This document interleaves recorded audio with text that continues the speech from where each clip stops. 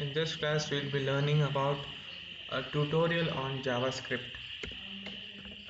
So before starting, I will tell you what is basically a JavaScript. So a JavaScript is a lightweight object-oriented programming and OOP language which is used by various websites for creating and scripting web pages. So it is interpreted and a full-fledged programming language that enables dynamic interactivity within an website, which is also applied to an HTML document.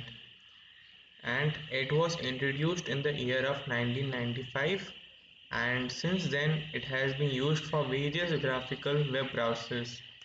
So with the use of JavaScripts, users find it very much of easy to build and direct without reloading the page every time.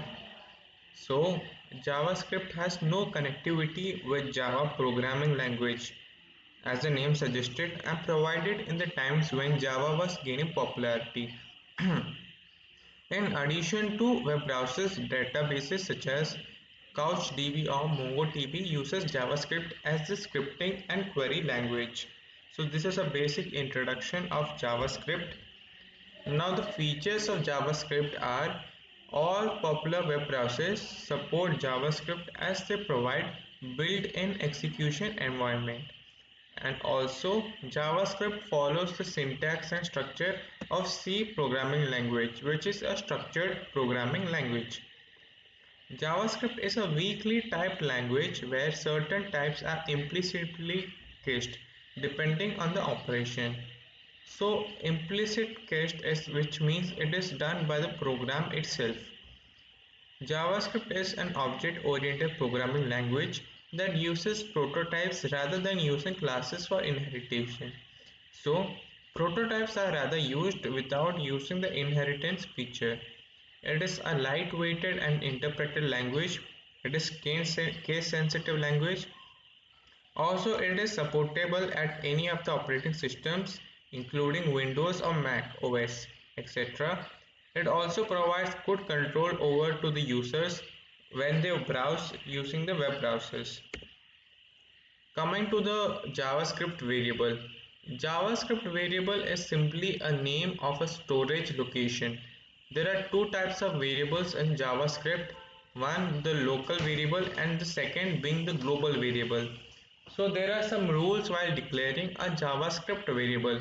So JavaScript variable can also be known to be as identifiers.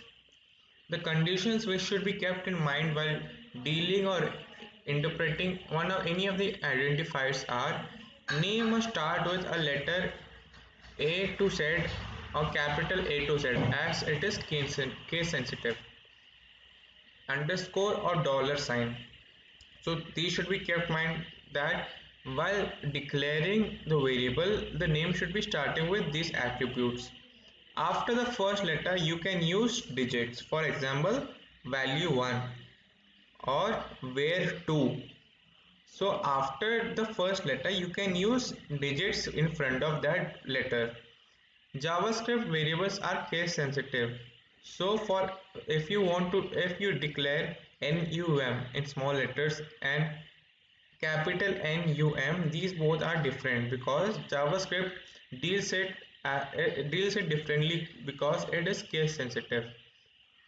So here are some of the examples: where x equal to 10 and where value equal to sono as a string value. The incorrect error showing variables are where 123. Here 123 is a wrong correction because you cannot declare a variable starting with a digit, and you cannot use a asterisk symbol also while declaring a variable. So this is an example of a JavaScript variable where x equal to 10, where y equal to 20, where z equal to x plus y. So the output we'll get is 30. Now we'll move on to the data types of JavaScript. So there are two types of data types in JavaScript. One is the primitive data type and the second is non-primitive data type. As JavaScript is a dynamic type language, you don't need to specify the type of the variable because